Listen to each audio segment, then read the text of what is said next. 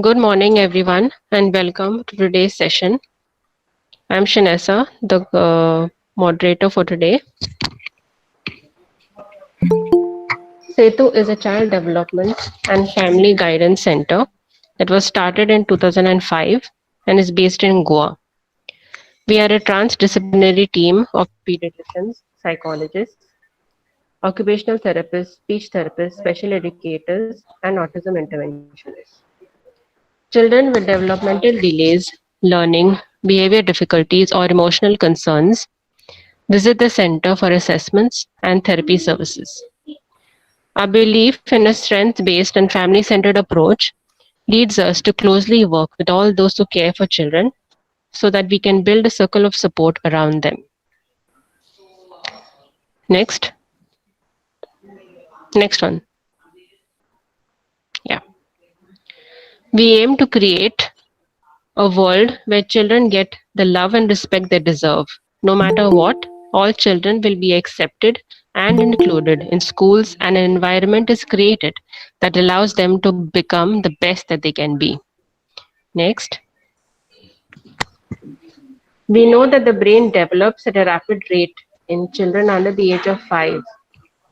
Hence, Setu makes a lot of efforts to identify developmental challenges and intervene as early as possible. With this, we can ensure the best possible long term outcomes for the child. We believe that even in the most challenging situations, everyone is doing something right. We work towards finding and strengthening these capabilities. When we reach children through what they enjoy and are good at, we can teach them better. Our approach at Setu is done in collaboration, as we know that children who are surrounded by the people who are understanding and supportive thrive in all areas of their development. This is the emotional village we seek to build. Next,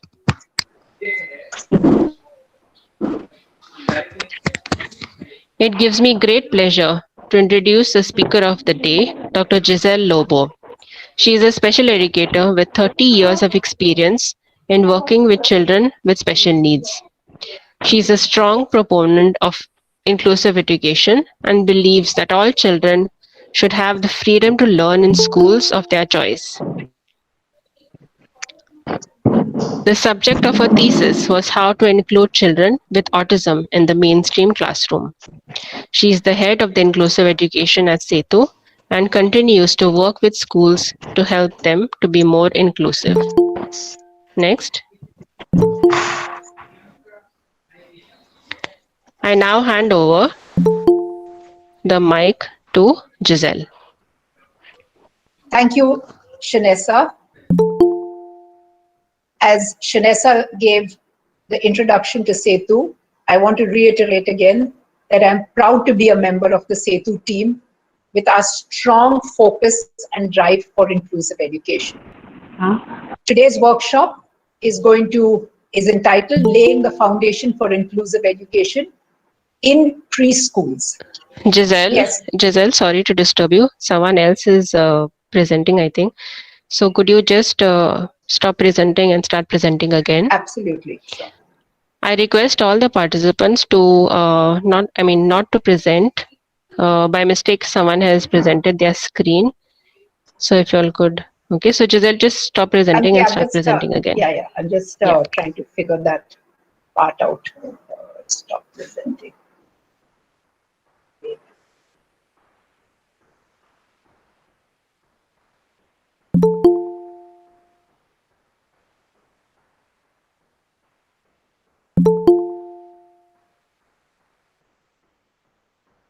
Not that one. That's it. This one.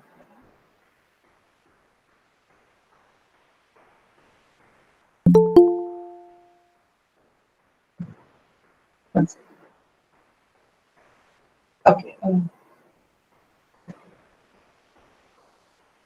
Window. It's not coming to stop presenting. Let me just figure this out.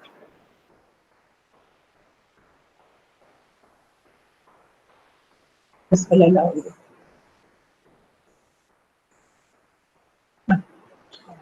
This one.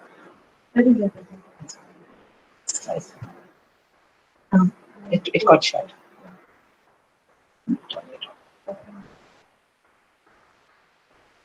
Right. Okay.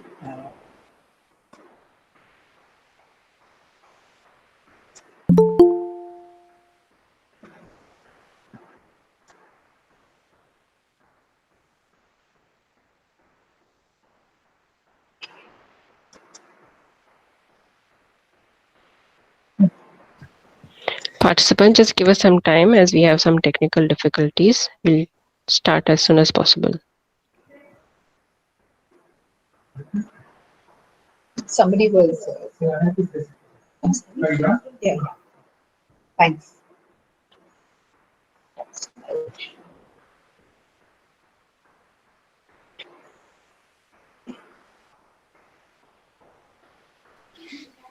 There is someone as PSC KG teachers. If you could just stop presenting.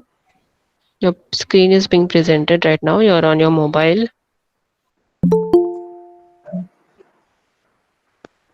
Chinesa is. Yes, it started. Yes, great. Yeah. So Yeah. I just. Yes.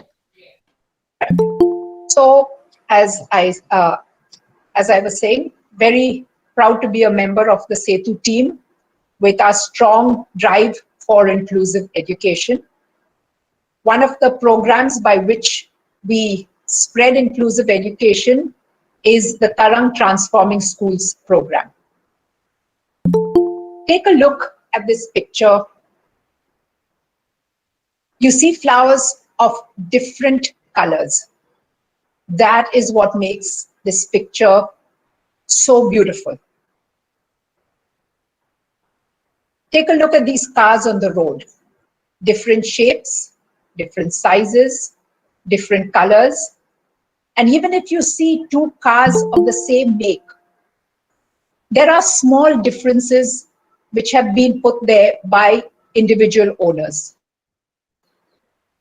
The message when we look around us anywhere is that there are differences. And here we have a picture of a classroom. When we see children, do we acknowledge that they are inherently different? Different in terms of culture, different in terms of ability, interests, the economic background from which they come, the education level that their parents may have, the education background that the families have, their religions. Do we see these differences when we enter a classroom of children? Or do we say they are the same, every child is the same, and I will teach just like everybody's the same? We know that diversity exists everywhere, but we have to actually remind ourselves that this diversity is very strongly alive in our classrooms when we enter. A little message, a little acronym of diversity that I thought I would share with you all is: different individuals valuing each other regardless of skin, intellect, talents, or years. When you say that I value somebody irrespective of the differences, you are sending a strong message to any group of people that you interact with. And how does this diversity tie up with the concept of inclusive education? We accept now that our classrooms are diverse. So inclusive education says, what can I do to welcome all learners, and how do we include everyone? I'm going to start off with a small story by one of the principals of the schools that we partner with. She's Selena D'Souza, and she is the principal of Chubby Cheeks preschool and high school. For years, almost over 20 years, Selena has been accepting children with different learning abilities. Over the years, she realized that accepting these children into her school and providing them with a welcoming home was not enough. These children actually needed to learn. And how could that happen? She realized her teachers needed to be trained.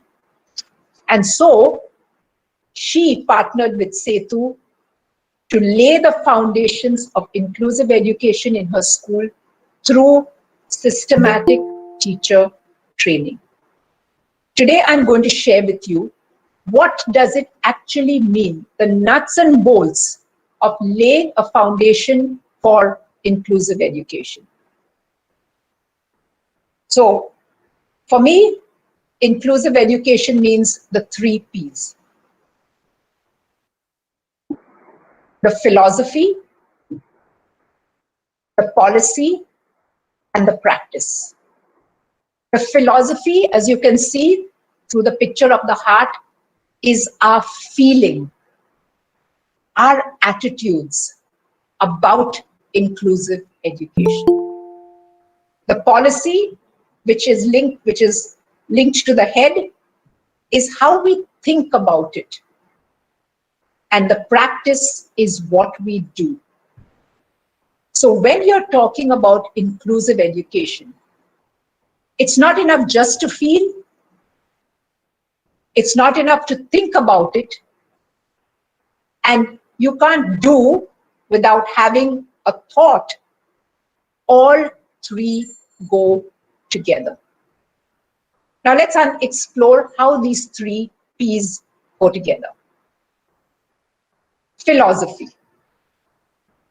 Attitude is everything. The first step in inclusive education is believing that every child belongs in the mainstream school. As principals, as teachers, we have to actually desire so strongly and say, oh my gosh, if this child with special needs cannot be in a mainstream school, the system is not correct. Very often we have to turn away children with special needs from the school because the classroom is too full. But when we do that, we have to passionately feel for those parents that we have said no to and think, okay, I couldn't do this year. Next year, maybe something will be different. Attitude means believing strongly that your school should have a place for all these children. Have a look at this video, which will give you an idea of how important it is to believe that there is a place for everyone.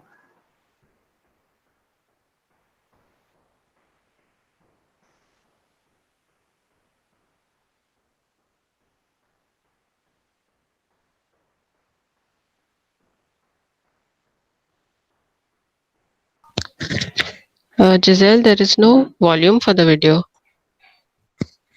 Okay, but Do you need the volume? captions are there. Yeah, okay, fine. No. The captions say. Thanks, Janessa. Okay. So this video illustrates so clearly the importance of attitude. If we don't believe that all children should be included, we will just leave them out. And sometimes attitude means taking a very strong position and upsetting many people. So 17 years ago, when I came to when I came to Goa, and I wanted to start the first resource room for children with severe disabilities, I approached 12 different schools, North and South Goa. And from those 12 schools, 11 schools said, sorry, we can't accept these children in our school. They may be aggressive. Our parents won't want them. Our teachers don't know how to teach them. One principal said, I believe that every child should be in a mainstream school. And if you are willing to work with me, I will give you a classroom in my school so that children with more challenging disabilities can be included. This is the ex-principal of Holy Cross High School, Bastora, Sister Pushpika. And she went against her teachers. She went against parents who said, why are we bringing these children to the school? And so we had the first life skills resource room in Goa 17 years ago, which led to the formation of many other life skills resource rooms in Goa. Sister Julie, the principal of Holy Cross High School, Shioli, her first act on becoming a principal was to start a classroom for children with severe disabilities, because she believed that her school needs to have these children. Her school needs to learn values where these children have a home and the regular children accept them as part of their school-going environment. So your first P in inclusive education is your philosophy. How strongly do you believe? How passionate are you about it?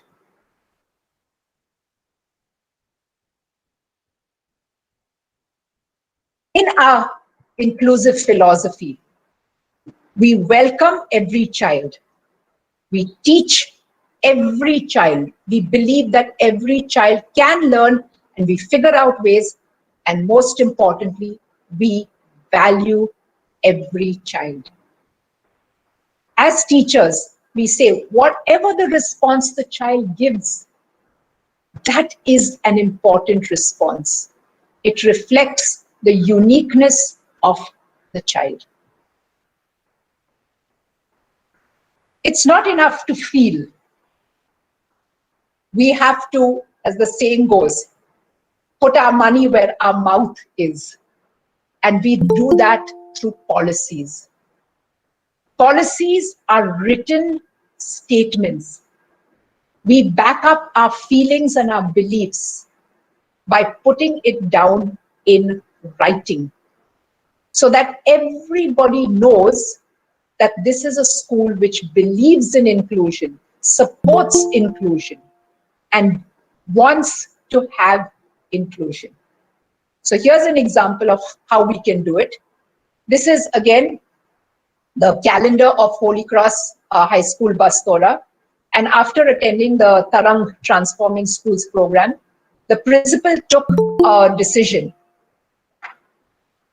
Previously, the social statement at the bottom of the calendar said, this is a tobacco-free school. Today, the slogan at the bottom reads, this is an inclusive, friendly school. In the rules written inside the calendar, it's written, this school welcomes all children with diverse learning needs. We have a resource room to be able to teach these children, and then spells out the policies that the school has.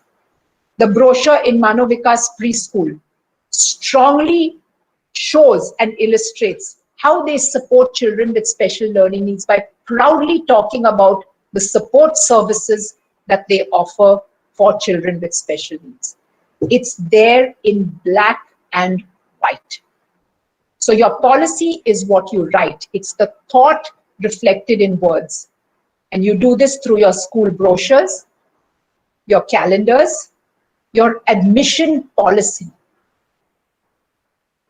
After joining Tarang program, 2 schools realized that their admission policies were not completely inclusive, and they changed the way they conducted their admission procedures.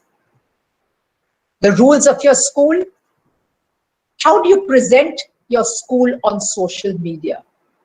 Do you take pride in saying that we have so many children with special needs? These are the support services.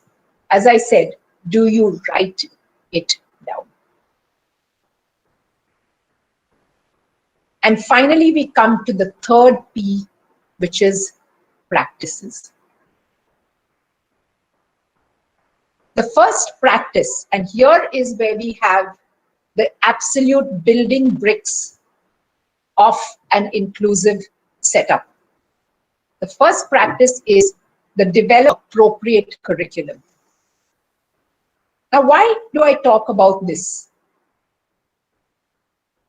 Over the years, we had many children coming to Setu who were struggling in school. They had difficulties in reading, they had difficulties in math, language is a huge barrier, and writing. And what we realized is that these children were expected to do certain things, but didn't have the basic skills required for it. What do I mean? A child came to us in the second standard. The requirement is to read and comprehend sentences. But when we assessed the child, we realized that aside from knowing the letter names, the child didn't know letter sounds. The child did not know how to blend sounds and letters together to read words. The basic for reading, which is a good phonics foundation, had not been taught to her. Children came and who could just read their textbook by rote. If you ask them questions, they didn't know how to answer it because the language skills were not present. Same thing for math and same thing for writing. A developmentally appropriate curriculum begins to teach in a structured, sequential way. Here in the Tarang Transforming Schools program, we have a developmentally appropriate curriculum in reading, language, math, and writing. We systematically take your students from the very first step of reading till the level that the child can confidently read to do well in standard 1. We provide skills in language which start with the most basic, identifying nouns in the classroom to being able to confidently speak and express yourself. Writing, which is a huge challenge for many children, is introduced in a very child-centered manner, which goes from the most basic of fine motor skills, developing finger and hand strength, to then being able to write letters correctly. So the first foundation, the first block that you need in your practices is a developmentally appropriate curriculum. The second is, what is the teaching methodology you use? To successfully include children, traditional teaching methodologies are no longer valid. They no longer work. They were developed for a classroom where everybody comes from the same background. But we've already acknowledged that children in a classroom come from diverse learning backgrounds and have diverse learning abilities, along with diverse learning needs. And therefore, if you are going to say I need to be an inclusive school, you have to change your teaching methodology to become inclusive. And one of the tried and tested inclusive teaching methodologies today is called universal design for learning. The word universal means all learners are catered to. The word design means the teaching methodology is planned. And learning means every child will learn. We have a saying in UDL, you don't have to worry if you have a child with special needs in your class. If you follow UDL, you are already prepared. And universal design for learning is based on 3 principles. The first one is multiple means of representation. What does that mean? It means that when I present content to my students, I present it in as multi-sensory a way as is possible. I say it, I show it, and if possible, I do it. I give my students a multi-sensory experience. Using visuals while speaking is a vital part of UDL. Writing down what you are talking about is another aspect of presenting the same thing in different ways. So, if you want your child to learn what is a table, you will say the word table, you will show a picture or make the child touch, feel the table, and you will write the word table on the board. You present in multiple means. Multiple means of engagement means that now the same content that you presented, you now let your child explore it through multiple ways. The child touches, the child feels, the child engages in the material and learns through exploration, through activity. And finally, a part that we always forget, the multiple means of expression. When you test a child, you just can't test in a simple one paper pencil test manner. You have to give the child a way to express what he or she knows through different means. So, if you are teaching a child to recognize, to have number value, so that means if you show 2, the child should traditionally will draw 2 circles. But what if the child can't draw 2 circles?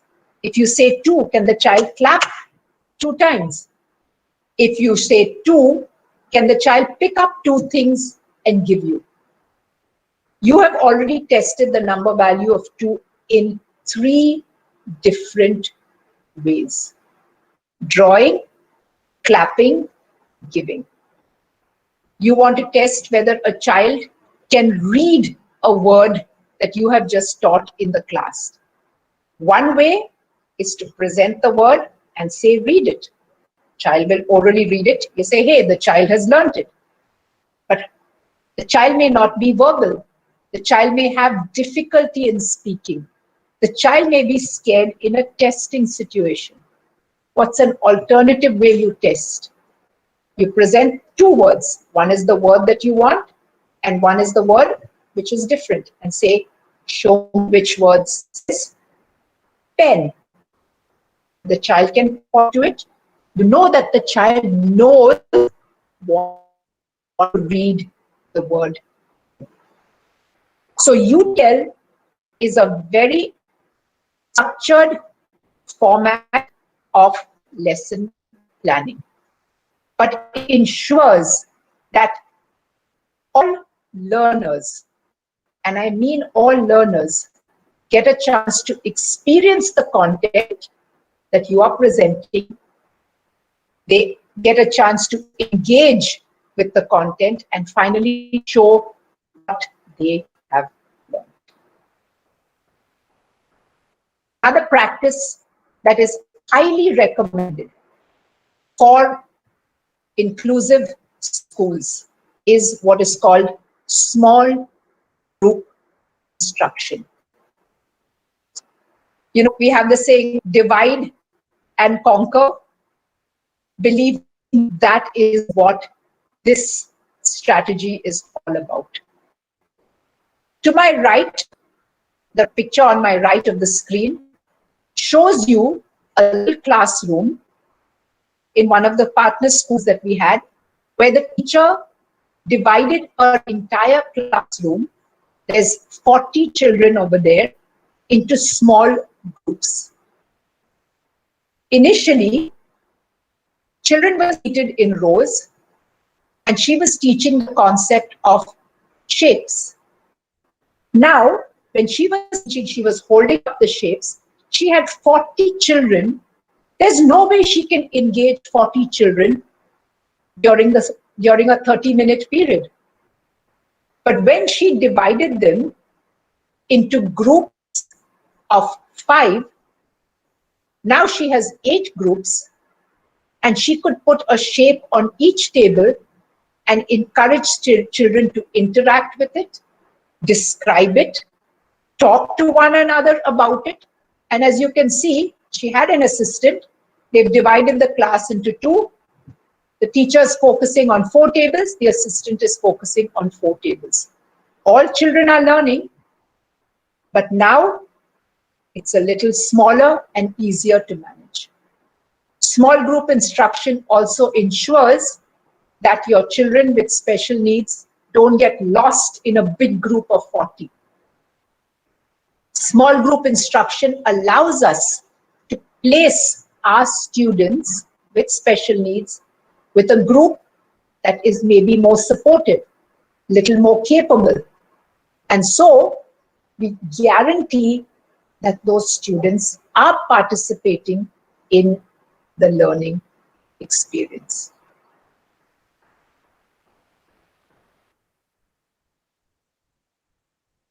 Yet another inclusive practice that we are talking about. Positive behavior supports. When we have children who have diverse learning needs, obviously, everybody is not going to be at the same level in terms of performance. And therefore, it comes very easily to us to focus on those children who do well and praise them a lot. Positive behavior supports in a classroom trains teachers how to recognize effort and not just achievement. I have a cute cartoon picture of a child who has a C, and the teacher is telling the child, a C shows that there is potential for you to get up to an A. So instead of putting the child down negatively, the teacher actually is telling the child, you can progress. So the first aspect of recognizing effort and not just achievement. Building a positive classroom is also another strategy is assigning responsibility to all students. And just like in small group instructions, every student, we can't assign 40 different responsibilities to students, but in small groups, week 1, group 1 is responsible for these 5 tasks in the classroom. When you do that, you recognize that if your child with special needs cannot achieve academically, he or she can definitely achieve in terms of doing things and still feel I am contributing to the class. The message that goes out to other children is another strong message of inclusion.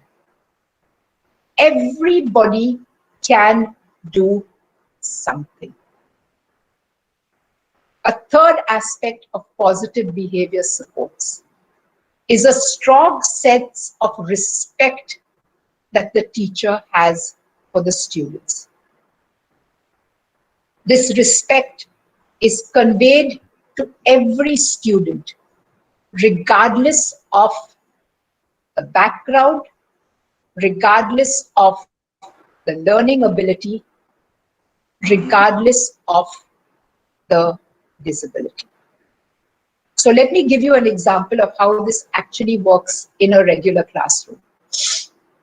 Many years ago, in one of our resource rooms, we had a child who had the habit of running out of the class and going into the regular class and putting on all the lights and fans.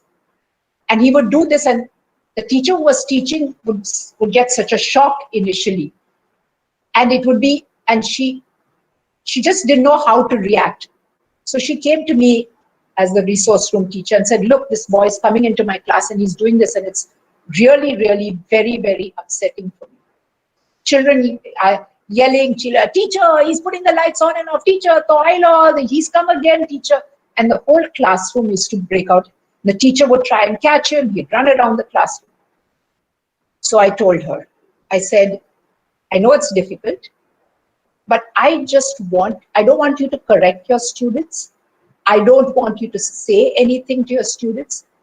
When this child comes in, just ignore him. This is what the teacher did. And I remember seeing this scene. The student ran into the classroom. He put the lights and fans on 10, 15 times. The teacher continued to talk, teach, as if nothing had happened.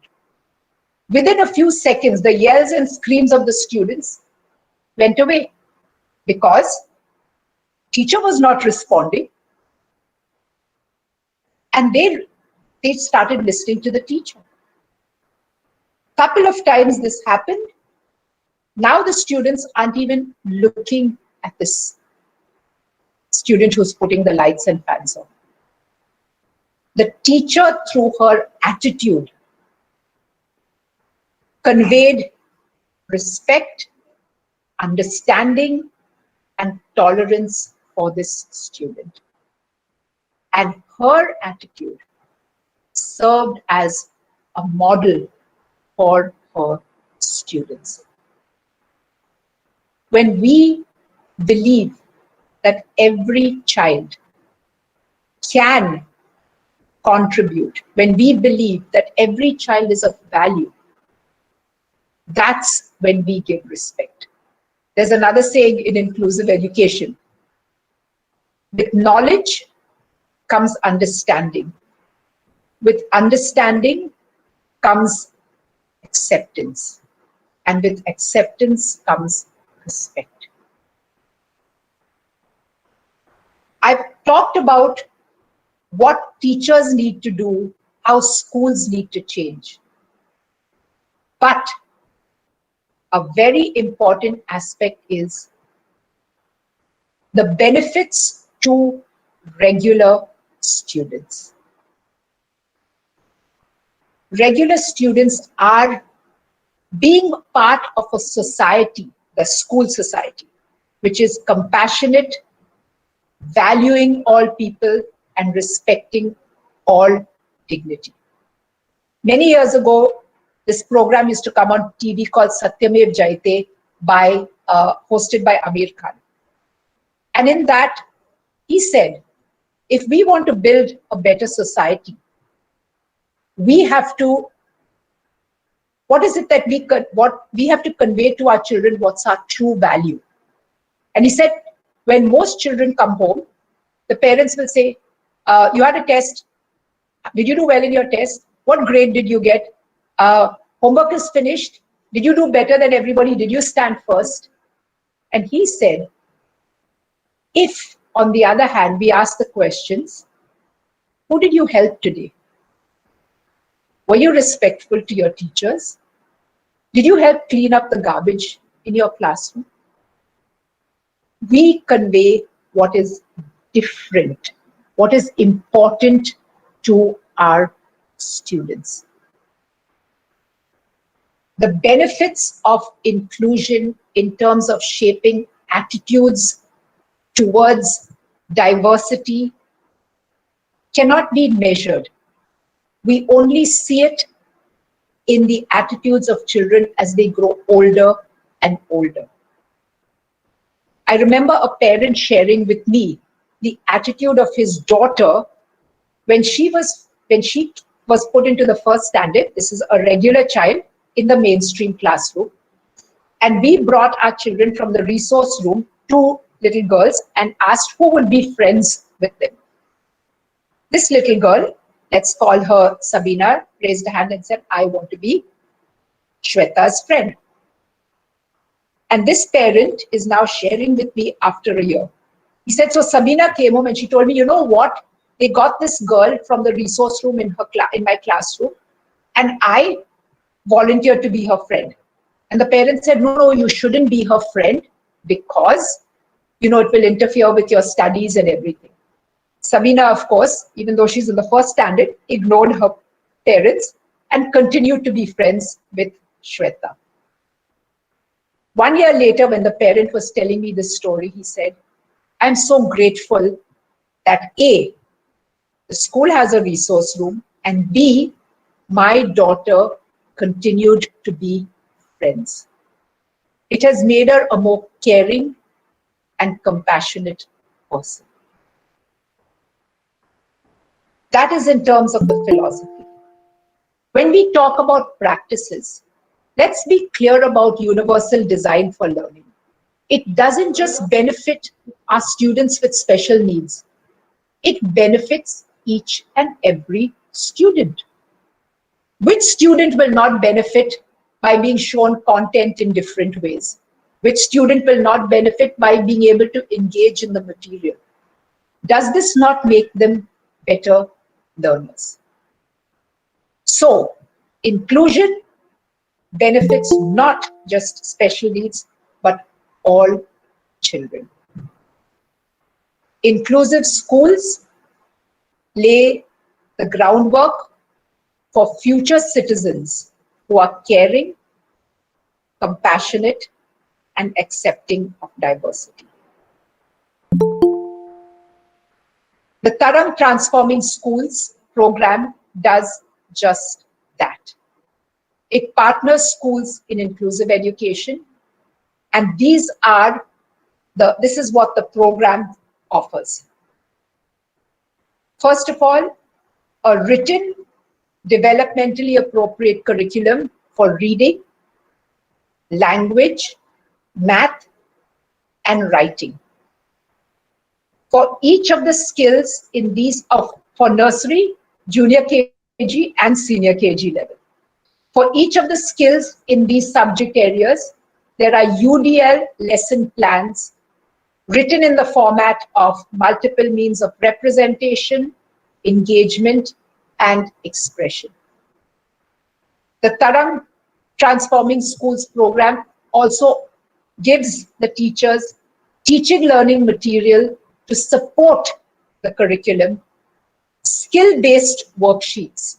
So for each and every skill in the curriculum, there is a worksheet which enables the teachers to check the progress of the children for each skill.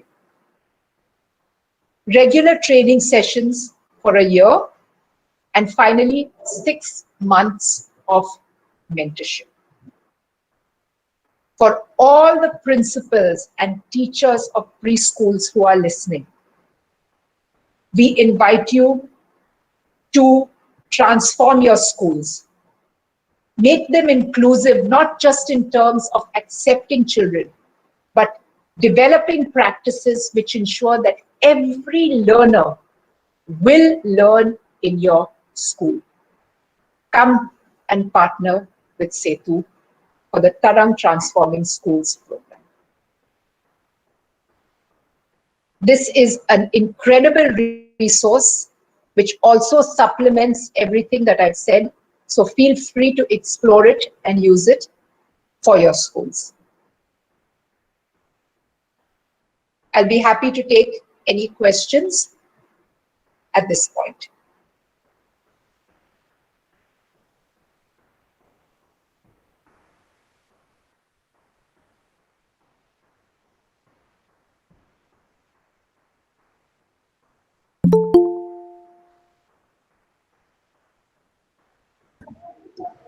Okay, this is Shabina Fernandez. Uh, Giselle, I have a question.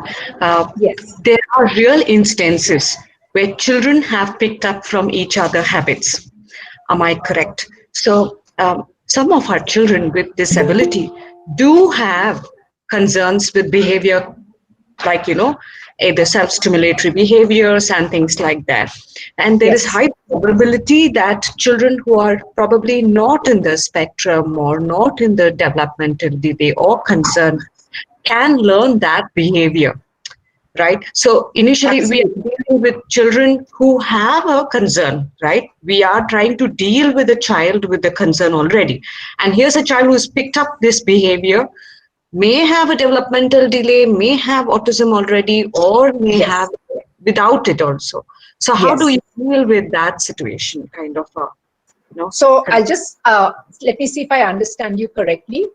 Your concern is that children who may have display inappropriate behaviors, children, the regular children are going to copy them. Is that your question? And how do you deal with it? yeah, yeah, Okay. So yeah, I would say that we would respond to it in exactly the same way as anybody would respond when parents also say, my child is suddenly using bad language. And you know there are one or two children in the class who use bad language, right? And so children always pick up something that is different and something that is out of the ordinary. The challenge I always throw to children is, okay, so-and-so is behaving like this. He or she is one. You are many. Who will learn from who? Let's see if you can teach so-and-so to sit quietly, or you can teach so-and-so to put his hands down. That's part one, dealing with the children. Second thing is, when we have inappropriate or challenging behaviors from our children with special needs, we have to understand where they are coming from. And a few common reasons where these come from are, one is a child will do it if he doesn't understand what is expected of him. The child may do it if the material is too difficult and doesn't know how to communicate what is going on. So understanding why the child is doing this and then taking the steps is also important. Our regular children, when you throw a challenge, are the best ways of combating this when you throw a challenge as a group. yeah. Thank you. But again, again coming to that question part of it, right? Yes. So if I have to tell all the other kids that this child is doing inappropriate, again we are making a distinction within the class, right? Yes. And Yes. would that be right, or is it okay to address it, or address it without their presence, without the child's presence? No, so it depends on exactly what the issue is.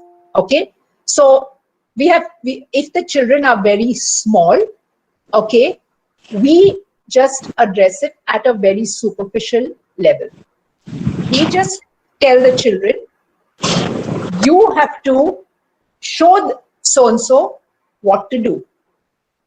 If the child is actively, so there are three situations in which we take a more intensive stand. If the child is hurting other children, the child is hurting him or self, or destroying property. Okay, now those are three things that we have to take a very individual stand, work with the parents, okay, to try and figure out why this is happening. But In the same way, sensitization of the regular children is important. Okay? But if the behaviors are things like rocking, flapping of the hands, okay, those are the behaviors that we can teach our regular children to ignore and focus on their work, because when you do this, so-and-so will learn from you. We try not to label the behavior as this is bad behavior or wrong behavior. We just say, that's different, but let's see if we can teach so-and-so how to sit quietly by doing it ourselves. A very good strategy is role play. So if we just tell our students, and especially when they are in preschool, the chances of them learning it are very small. But we say, okay, now let's practice. Okay, so I want you all to put your hands down and look at the board, and teacher's going to teach. Ready? You can have a regular child role play some other inappropriate behavior and say, let's see if you can ignore so-and-so and focus on the board. So a little role play strengthens the children's ability to deal with those situations. But as I said, if the behavior is harmful to self, others, or property, then we have to take a much more intensive individual approach with parents. Yeah, thank you so much. Thank you. You're welcome.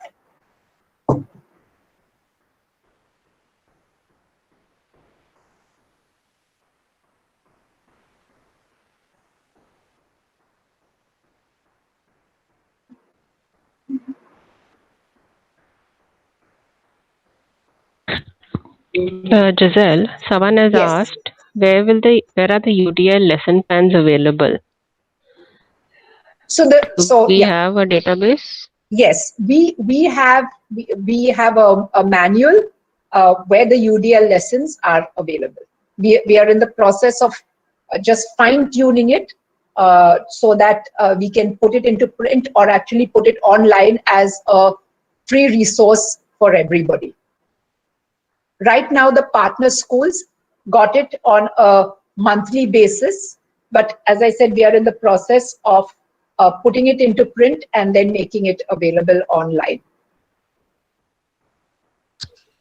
Okay, thank you. Are there any more questions? You all can unmute your mics and ask, or you all can put it in the chat.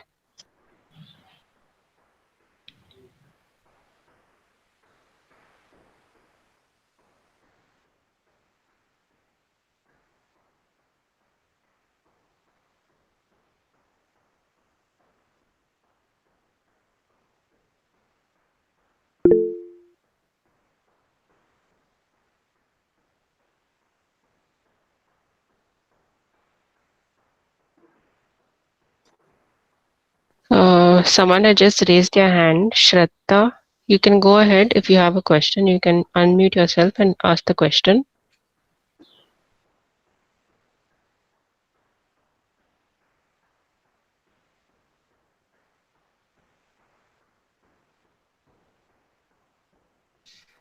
Okay, I think she is having internet issues. I just saw that she has left the meeting. We'll just wait for a while and see if there are any more questions. Sure. Is there anything else you would like to share with the participants, Giselle? Okay, sure. Let me just pull up.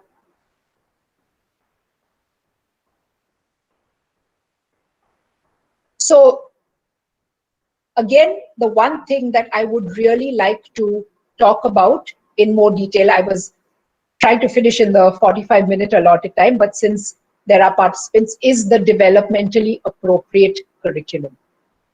I think it is vital for preschools to look at their curriculum and see whether it includes these subjects which are vital, because we have children who come from different linguistic backgrounds. Reading as a separate skill and language as a separate skill have to be taught. There has to be a period to teach language. And again, language has to move from what is relevant for the child to what is now relevant in the classroom and the school at large. Linguistic differences in children have to be understood, respected, and the move towards whatever language is your medium of instruction has to be done very skillfully and very respectfully. So even if you have a Konkani medium classroom, please keep in mind, you will have children from Hindi speaking backgrounds, Marathi speaking backgrounds, Kannada speaking backgrounds.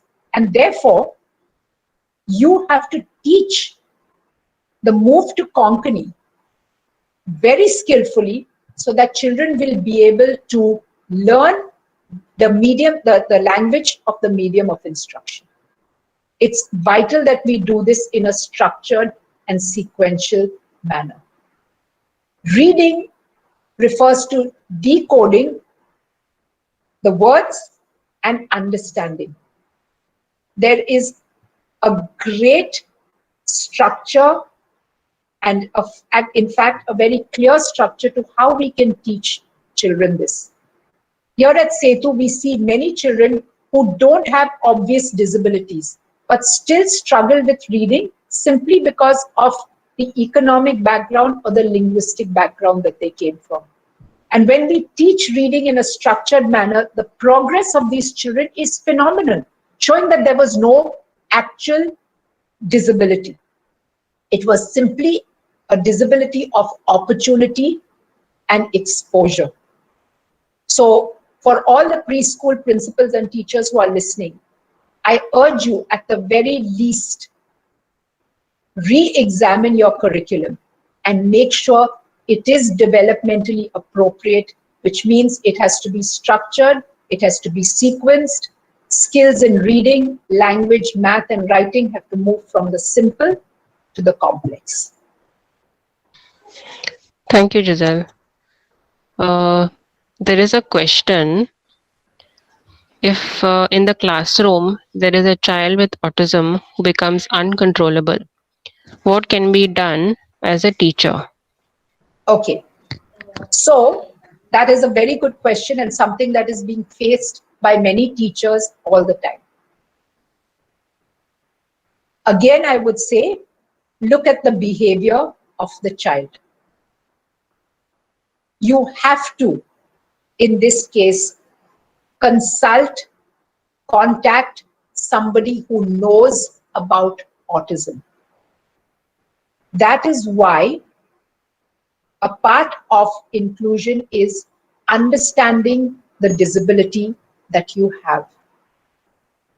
When you understand, when you connect with a person who understands autism, the person will be able to suggest the ways in which you can handle this child. So on the spot, since I don't know what kind of behavior the child is displaying and why the child is behaving, I wouldn't be able to give any solutions. But I would say this to the teacher: if you are not alone, there is help. If you are from Goa,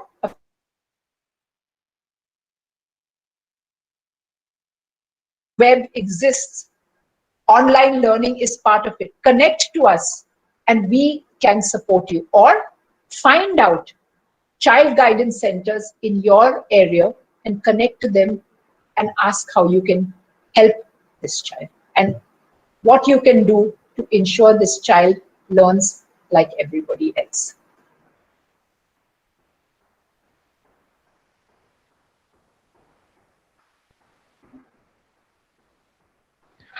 Miss Vaishali, if you could give an example of the behavior that you were speaking about, maybe it'll benefit the rest of the group as well. So maybe Giselle can give you a more structured response.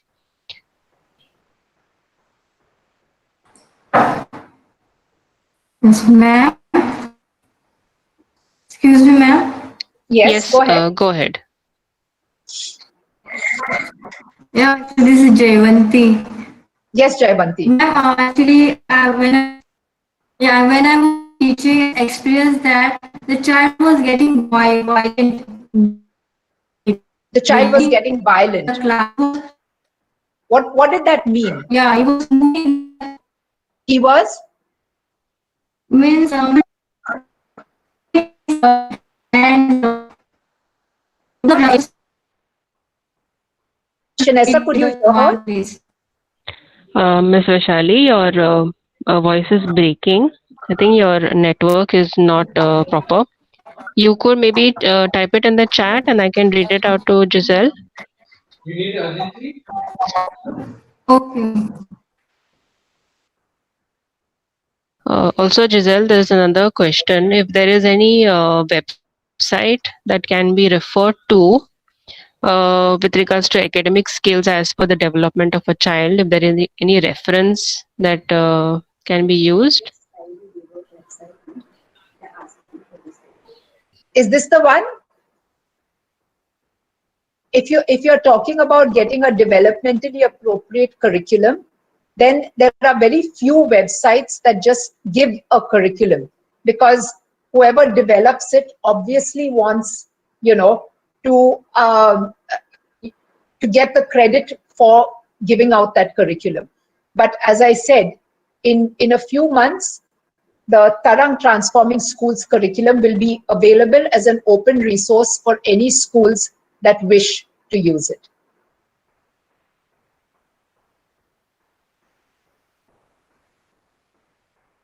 Okay, great. We look forward to that resource. There's another question. In a day, how long do special children spend their time in the resource room and how often do they interact with regular children?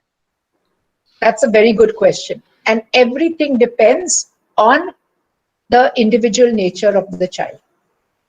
So, individual nature as well as the supports provided by the school. You might have a child who has a mild learning disability. If your preschool is teaching through a developmentally appropriate curriculum, if your preschool is using universal design for learning, if your preschool is supporting your child in terms of positive behavior supports, this child can spend his entire time in the classroom. He doesn't need to go out of the resource room at all. If your child has a moderate level of, the dyslexia is at a moderate level, he or she might need to be just taken out of the classroom, or a special educator or the assistant of the classroom can work with him during the reading period for more individualized attention. Again, he doesn't need to leave the classroom. But some schools admit children with very severe disabilities, not just dyslexia or dysgraphia, but intellectual disability. So these are the children who will come into the regular class for co-curricular activities, for like art, craft, music, painting, but will be in their resource room for more functional skills which take priority for them. So if your students have academic difficulties, they don't need to leave the classroom at all if you are teaching with a developmentally appropriate curriculum and universal design for learning, small group instruction, cooperative learning. If your students have more severe disabilities, then they do need to. So I'll illustrate this with an incredible example that I experienced. A child came to us in kindergarten and he was really struggling with reading. The school did not have a developmentally appropriate curriculum.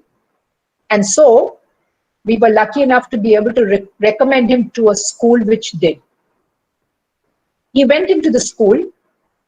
At the end of his first standard, as part of our outreach program, we connected with the teachers to find out how this child was doing. The teacher said, oh, he doesn't have any problem at all. So I specifically said, but what about reading?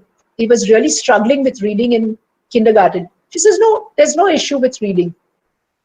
And the reason for that was simply because the words, the letter sounds, and how to join them had been introduced in a very structured manner. What was a mild reading disability was made big by lack of a developmentally appropriate curriculum. But in the same way, this mild disability disappeared because he was taught in a structured and sequenced manner. Again, I cannot emphasize the importance of a developmentally appropriate curriculum in terms of reducing, in some cases, eliminating disability caused through either opportunity, exposure to our children.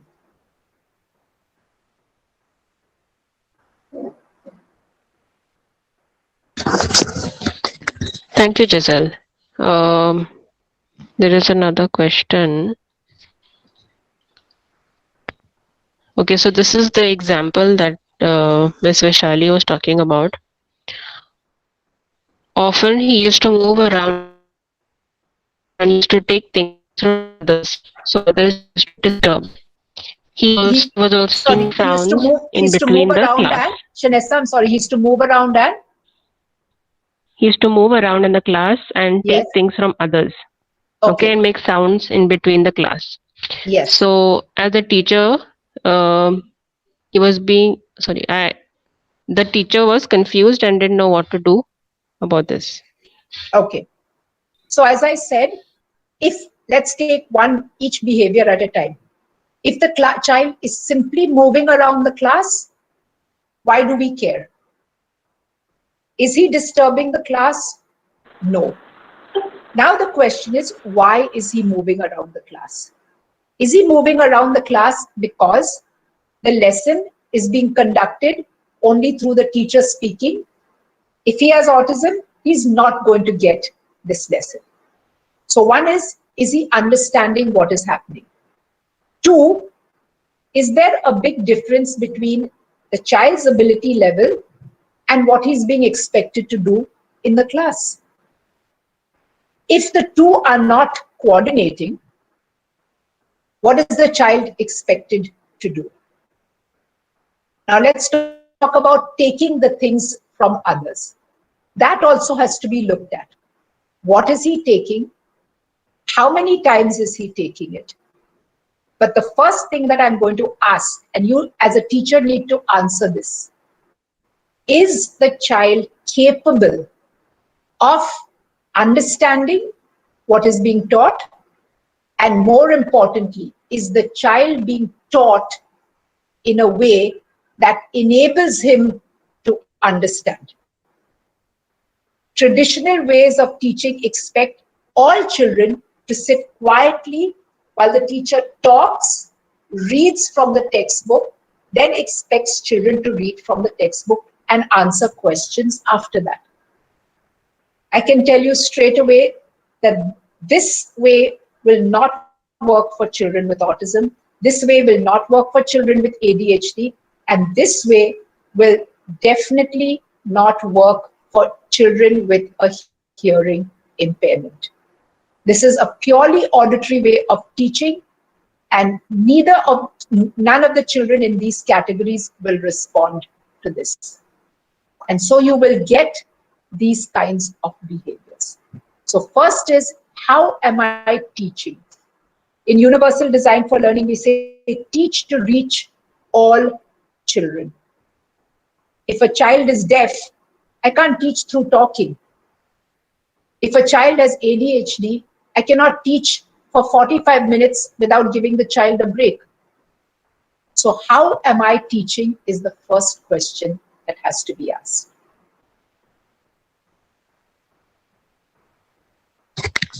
Thank you, Giselle. I'll add one more thing, Shanessa. Yes. In many of our classrooms where we have children with autism and the schools are working with Setu, we have trained the teachers to understand when the child finished doing what. Okay, so here's a real life example. A teacher from a school complained that I have a child with autism and he's always standing on his chair and looking out of the window. So we went to the school and we observed what happened. This is exactly what happens in the classroom. The teacher spoke, explained the lesson to the child. The child sat quietly. Then the teacher gave them a worksheet to do, and keep in mind these were first standard children, gave the children a worksheet to do. Now, regular children, when given the worksheet, spend a lot of time talking with each other, opening their pencil boxes, closing their pencil box. The teacher, I don't understand. This child with autism, worksheet, looked at it, finished it in 1 minute flat. Nothing more to do. Pulls his chair to the window, stands up and looks out. So my question to the teacher is, he's done his work. You can't expect him to sit quietly. He's done his work. Now he's doing what makes him happy. You have to ignore it. And that is what the inclusive attitude is all about. Understanding why a child behaves and modifying and changing your attitude and those of your students in the process. Thank you, Giselle. We have time for just one more question, but before that, I would just like to inform everyone that I have put the feedback link in the chat. If you all could just go ahead and fill it out. Those who are on your laptops, you all could scan the QR code that is displayed on the screen, and for those who are on your mobiles, you all can click on the link in the chat. Someone has asked if there is any guide that can be used on how to build a resource room in a school.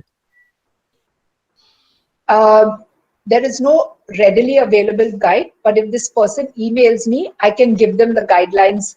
There's no open resource that I know of, but I can personally then email to this person. Okay, great. So that would be Teacher Nivedita. If you could just email us asking about the guide, then I will forward your email to Giselle and she can share it with you. And please tell us what kind of resource room you want to set up, life skills or academic skills. All right. There is one last question. Normally, what happens? Okay, I think this is a statement. What happens that we are giving importance to only curriculum. We are not trying to look into the difficulties that the child may have, or the disabled children, what difficulties they may have. So who will take care of it? Actually, there was no resource person also in that school. Yes, and to this I will say that once again, if your curriculum is developmentally sequenced and the teaching strategies are inclusive, you will have less problems and less issues with your children with special needs.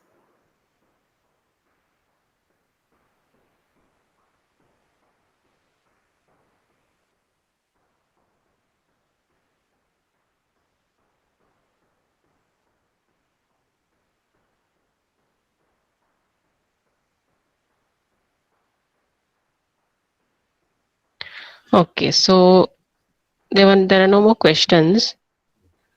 I think we have gone beyond time. It's 11:44. So any closing statement, Giselle, that you would like to make before we end? Yes, sure. So I would like to close by saying, if you all have children with special needs in your preschools, you'll have made a great start. Now, that's your philosophy. Take a look at your policies, but most importantly, take a look at your practices. Are your teaching methodologies inclusive in their nature? Are your teaching methodologies designed to test the ability of the child rather than the disability of the child? And are your learning environments positive and supporting of all children? If your answer to that is yes, great. If your answer to that is maybe, and I would like to get guidance on that, please contact Setu and partner with us to build more inclusive preschools all over our country. Thank you. Thank you, Giselle. That was a wonderful session. And it's such an important topic in today's, in the current scenario. Yes. And yeah, thank you all the participants for joining. And please go ahead and fill out the feedback form. Thank you once again. Have a good day.